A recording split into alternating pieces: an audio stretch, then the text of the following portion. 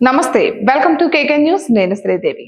అవును, వైసీపీ ఇప్పుడు విపక్షంలో ఉంది. ఎన్నడూ లేని సంక్షోభంలో ఉంది. కేవలం 11 సీట్లు మాత్రమే వైసీపీకి ఈ దఫా దక్కాయి అంటే దారుణమైన ఫలితమే కదా అని అంటున్నారు.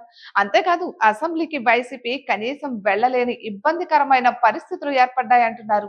ప్రతిపక్ష హోదా లేకపోవడం వల్ల జగన్ ని పులివెందుల ఎమ్మెల్యే అని ప్రత్యర్థి పార్టీలు పొలిటికల్ ర్యాగింగ్ చేస్తున్నాయి. ఇక ఈ నేపథ్యంలో వైసీపీ ఓటమి చెంది 10 నెలలు పైనే దాటుతోంది. మరి పార్టీ పరమైన రిపేర్లు ఉన్నాయా, దిద్దుబాట్లు చేసుకుంటున్నారా అన్న చర్చ అయితే ఉంది.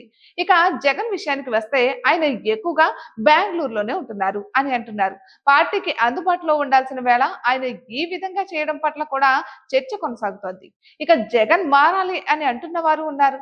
అయితే ఎట్టకేలకు జగన్ లో కొంత మార్పు అయితే కనిపిస్తోంది.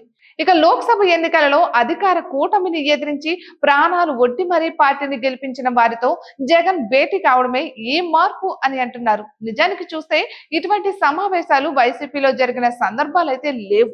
ఇవన్నీ టీడీపీ లాంటి పార్టీల్లోనే జరుగుతాయి. వైసీపీలో కేడర్ లీడర్ల మధ్య అనుసంధాన ప్రక్రియ కొంచెం కష్టంగానే ఉంటుంది.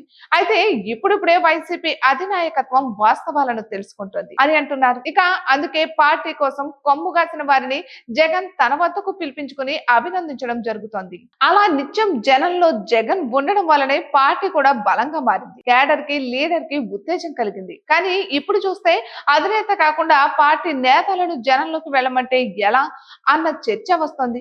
ఒకవేళ వెళ్ళినా వారి వల్ల వచ్చేది పెద్దగా ఏం లేదు అని కూడా అంటున్నారు. ఇక జగన్ కి ప్రజాదరణ ఉంది. ఆయన మాస్ లీడర్. ఆయనే కూటమి ప్రభుత్వానికి ఎదురొడ్డి జనంలో నిలిస్తేనే ఆయన వెంట కేడర్ కూడా పరుగులు తీస్తోంది అని అంటున్నారు. ఇక వైసీపీ అధినాయకత్వంలో ఈ మార్పు రావాలి అంటున్నారు. అయితే జగన్ కూడా జనంలోకి వెళ్ళాలని అనుకుంటున్నారు.